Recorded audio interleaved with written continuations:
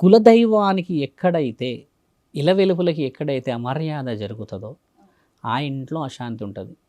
కులదైవం ఎవరు, మరి ఇలవెలుపులు ఎవరు, ఇవి తెలుసుకోవాల్సిన సమయం. ఇలవెలుపులు అంటేనేమమ్మ ఒక ఆడ దేవత, అంటే స్త్రీ మూర్తులు, దేవాది దేవతల కలిగిన ఒకళ్ళు ఉంటారు. తెలంగాణ ప్రాంతం వాళ్ళు ఎందుకు తెలుసుకోవాలి ముఖ్యంగా అంటున్నా అంటే ఇక్కడ గ్రామ దేవతలకి వాల్యూ ఎక్కువ.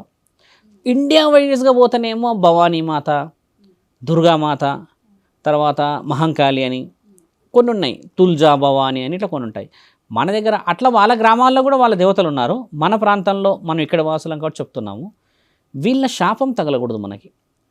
ఎలా తగలకూడదు అంటమ్మా, కొంతమంది కోడళ్ళు కొంతమంది కొడుకులు ఉంటారు, కొంతమంది బిడ్డలు ఎలా ఉంటారంటే వాళ్ళ స్వలాభానికి ఎంతటి స్థితికైనా దిగజారుతారు కదా, అలాంటి కుటుంబంలో అశాంతి ఉంటుంది.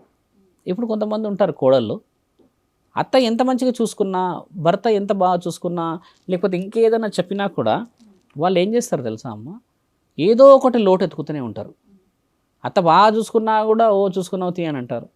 వెనకాల హొల్లొల్లి ముంగడ హొల్లొల్లి ఇట్లా చేసి చేసి చేసి ఏం చేస్తారంటే ఆ ఇంట్లో ఉన్న అమ్మకి దీపం పెట్టారమ్మ. నేను పెట్టా నువ్వు పెట్టా, నేను పెట్టా నువ్వు పెట్టా, నేను ఎందుకు పెట్టిస్తావు, ఆ అమ్మాయి ఉంటే మా బతికిట్లే అంటే ఇట్లా కొన్ని వర్షన్స్ వస్తాయి. అట్లా వచ్చి ఏమవుతుందంటే ఆ అమ్మని శాశ్వతంగా మూలకు పడేస్తారు.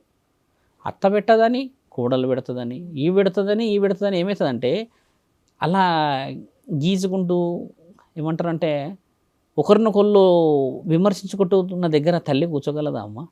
మనుషుల మనమే చాలు మీలో లేదని బయటకు పోతే దేవతకి ఎంత సిగ్గు అనిపిస్తుంది, దేవతకి మనసు అనిపించదా?